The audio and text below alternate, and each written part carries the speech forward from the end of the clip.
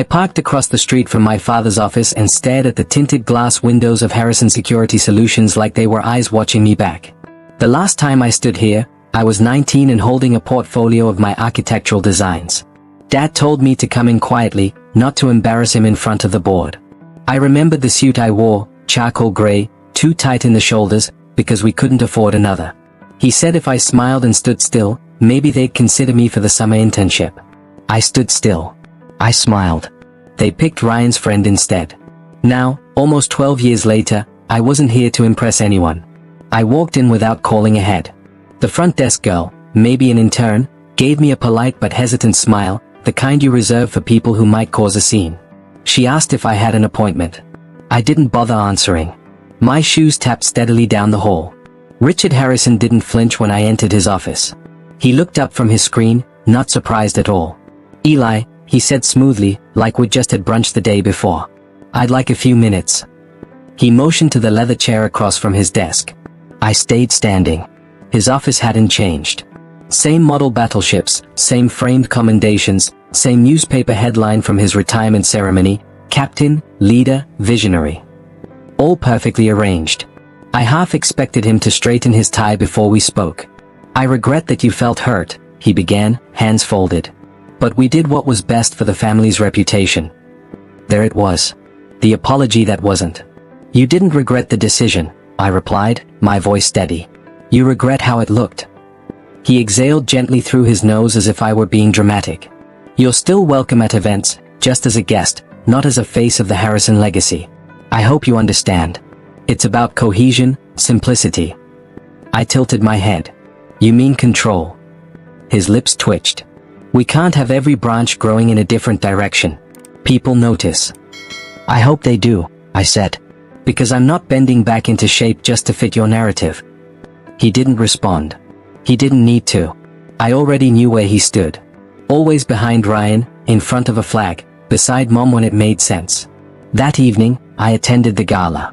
I'd RSVP'd 6 months ago, before the disowning, before the erasure, when I still believed I had a seat in their world.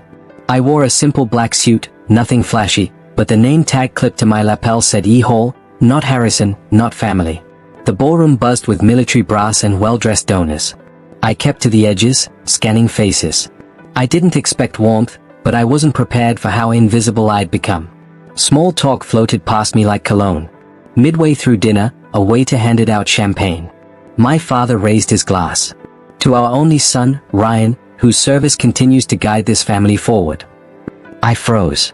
A few heads turned toward me, then quickly looked away. My hand tightened around the stem of my glass. Even Ryan blinked, clearly unsettled, but he didn't correct him. He just smiled and clinked his glass with the nearest admiral. It didn't matter if he agreed. Silence served him just as well. I didn't raise my glass. I didn't speak.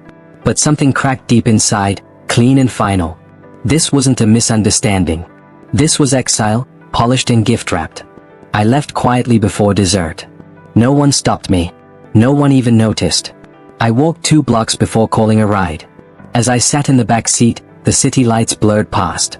I replayed every word, every look, my father's gentle scolding, my mother's absent gaze, the way Ryan stood just close enough to be admired, just far enough to stay clean. And I knew I wasn't going to wait for an apology or an explanation. They'd made their legacy without me. Now it was my turn. I didn't waste time sleeping in. As soon as the sun broke through the blinds, I was already at my kitchen island. My laptop screen flickering with legal documents, financial ledgers, and a half-empty coffee cup sweating onto a coaster. Everything I needed was here. Not emotionally, but legally. I had spent the night reviewing contracts I was never meant to see, thanks to a shared cloud folder they forgot to revoke my access from. I cross-referenced email threads, matched signatures, and pulled metadata off PDFs. The trail wasn't obvious, but it was there. A real estate transaction that rerouted an inheritance, trust disbursements that quietly bypassed me, a marketing memo listing the family image with only Ryan's name and face. I slid the printed files into a leather portfolio, dark brown with navy trim. My father had once given it to me when I was 16, filled with brochures for military academies and sealed with a note. Excellence is a choice. Now it would carry my first real reply. By 10 a.m., I was standing outside the office of my parents' longtime attorney, Warren Bell. The last time I saw him was at my grandfather's funeral. He greeted me like someone unsure whether to hug or call security. "I need 2 minutes," I said flatly. Warren took the portfolio carefully. I could see him scanning the label, typed, not handwritten, before glancing up. "I'll have to review this. There's a notarized affidavit, a trust challenge, and a digital link with voice recordings. The instructions are inside." "I assume this comes with expectations?" he asked. "No," I said. "It comes with consequences." I didn't wait for him to respond. Back in the elevator, my reflection stared back at me in the chrome. I looked like someone who hadn't slept, but I felt more awake than I had in years. The voice recordings had taken months to gather. Quiet, patient moments, boardroom halls, car rides, and award ceremonies. They never thought I'd still be listening. They assumed they'd worn me down, erased me by attrition. One clip played in my head again, clear as day. "Mom, at a foundation luncheon, we only use Ryan's image. Eli doesn't fit the profile we're promoting." Then Dad chuckling, "He used to check everything. Always reading the fine print." Well, I still did. Back at home, I finally sat down. Not at the table, on the floor. I stared at the old family photo still framed near my bookshelf. It was from before Ryan's academy graduation, before the edits. I'd kept it, knowing they'd someday pretend it didn't exist. It felt strange not to feel rage. Not in this moment. Not because I'd forgiven them, but because I'd made my move. I didn't send the portfolio with malice. I sent it like you send a receipt. Just proof of transaction, proof that I existed, that I saw what they did, that I knew. I called my lawyer that night. "I don't want revenge," I told him. "But I won't let them use my silence as consent. If they're going to erase me, I want the record to show who held the eraser." He was quiet for a beat, then said, "Then it starts now." The next morning, I opened my laptop to check the news, just out of habit. But before I even got the chance, my inbox was already exploding. I hadn't even made coffee yet when the messages started buzzing. 4 missed calls, 2 from blocked numbers, 1 from a reporter at the Navy Times. I ignored them all. Instead, I tapped the screen and opened my browser. Front page. There it was, plastered across the homepage of a national military watchdog site. Family values? Anonymous sources question integrity at Harrison Security Solutions. My throat clenched before I even read the subheader. It was real. The article didn't name me, but it didn't have to. It referenced board documents, internal memos, and direct quotes from emails I knew intimately because I had printed them, read them, and cried over them. The public didn't know it was I who found them, but the company certainly would. They'd always bragged about being in control of their own narrative. Now, the story had slipped through their fingers, and for once, I wasn't the one left out. The story moved fast. By lunch, contractors were making quiet exits. 2 corporate events were postponed indefinitely. Comments flooded in, nepotism at its finest. Where did the defense money go? This is what happens when you erase people for image. And still, I hadn't said a word. I scrolled down to a section titled Former Stakeholders Silenced and saw a screenshot of an email chain from 2 years ago. My name wasn't in the message, but it referenced the younger Harrison and his unnecessary complications when reviewing board decisions. I could practically hear my mother's tone between the lines. And then came the kicker. Someone had leaked the audio. It wasn't the full library of recordings I had submitted to our lawyer. Just one. The one where Diana, in a room full of donors, said, "We only use Ryan's image in marketing. The other one doesn't photograph well with our message." Followed by my father's voice, "We need to be careful what Eli finds. He used to read everything." The internet did what it always does. It dissected every syllable. And for once, I didn't feel ashamed. I felt seen. That afternoon, I left the apartment to clear my head. At the corner coffee shop, the barista gave me a polite smile, but didn't say anything. On my walk home, I passed a bus stop where someone was scrolling through the article on their phone. I didn't linger.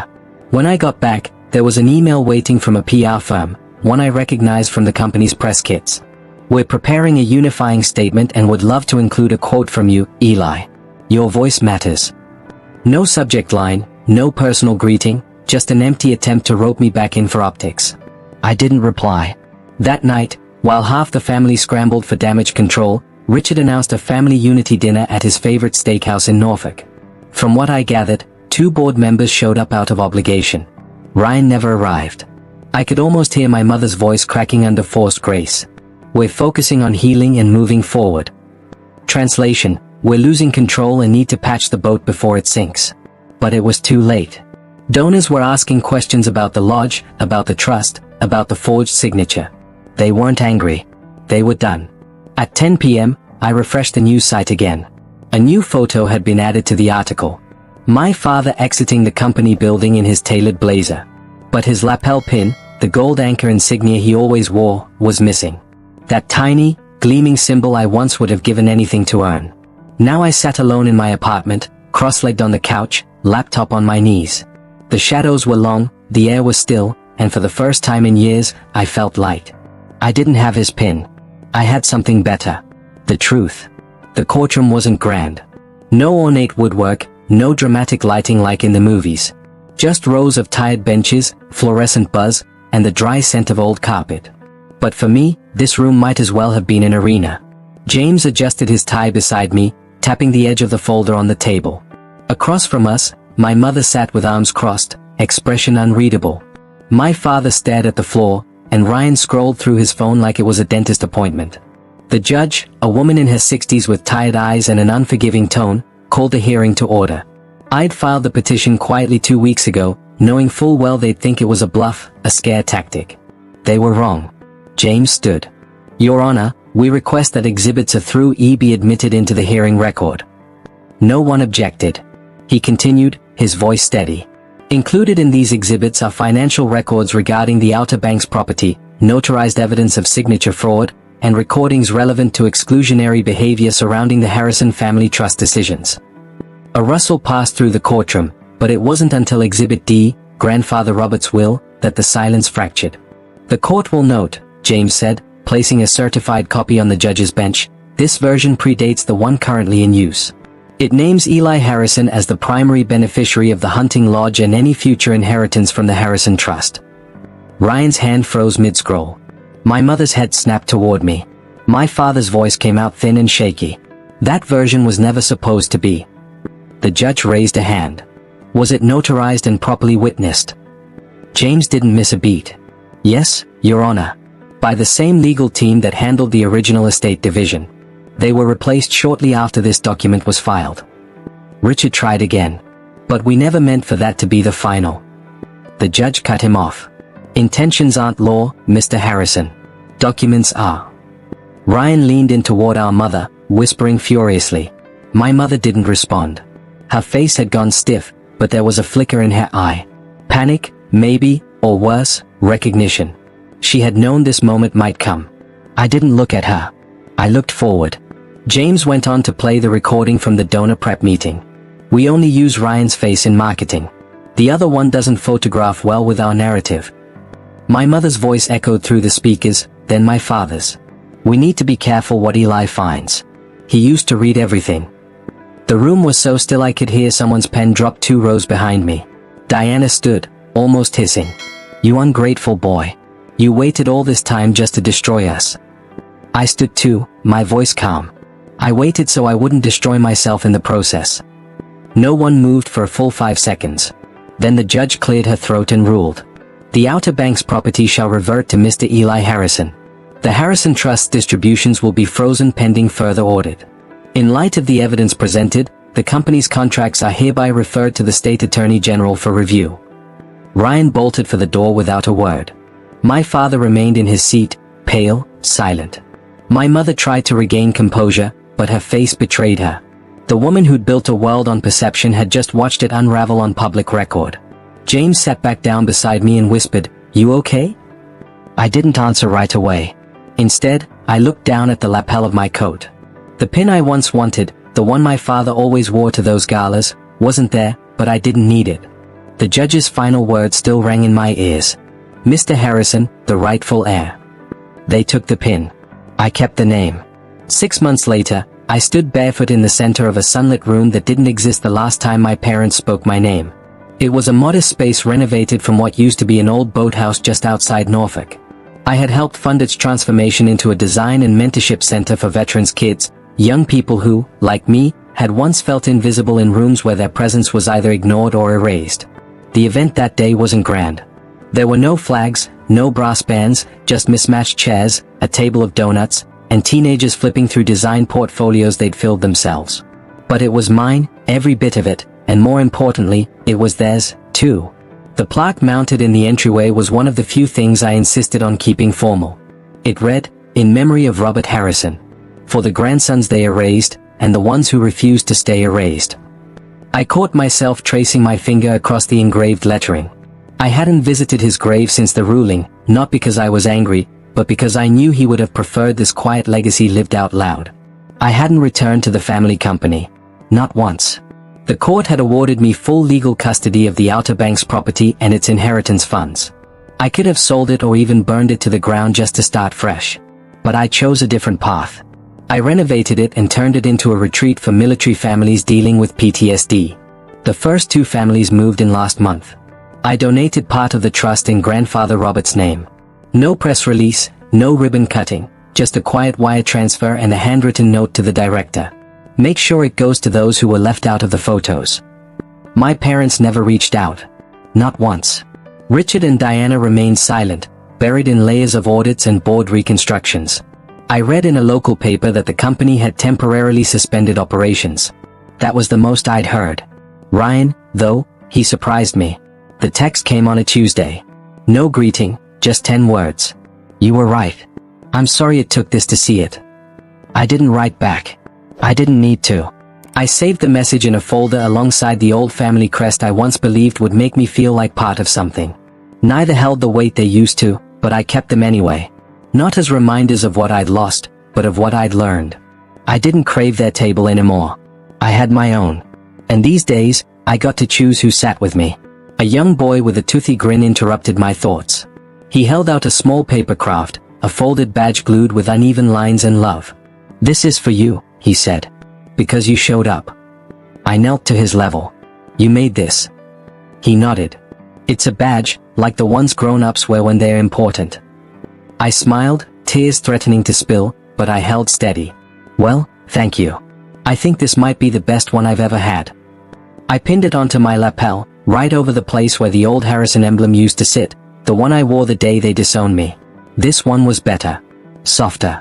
And the kids resumed their presentations, and I sat down in the back row, not to be seen, not to prove a point, just to be there, to listen, to belong on my own terms. Forgiveness, I had learned, isn't about pretending none of it hurt. It's not even about setting people free. It's about releasing yourself from the endless, exhausting hope that one day they'll finally understand. Some wounds don't get stitched by words. Some just stop bleeding when you stop picking them. And for the first time in a long, long while, the silence around me didn't ache. It held me. It made room. And I chose it. Sometimes the deepest wounds come from the people who should have protected you. But healing doesn't mean going back. It means moving forward on your own terms. Have you ever faced a moment like this, where walking away was the most powerful thing you could do? You have a voice, too, and your opinion matters. Share your story in the comments. And if you want more real, powerful family drama, don't forget to subscribe. More stories like this are coming soon.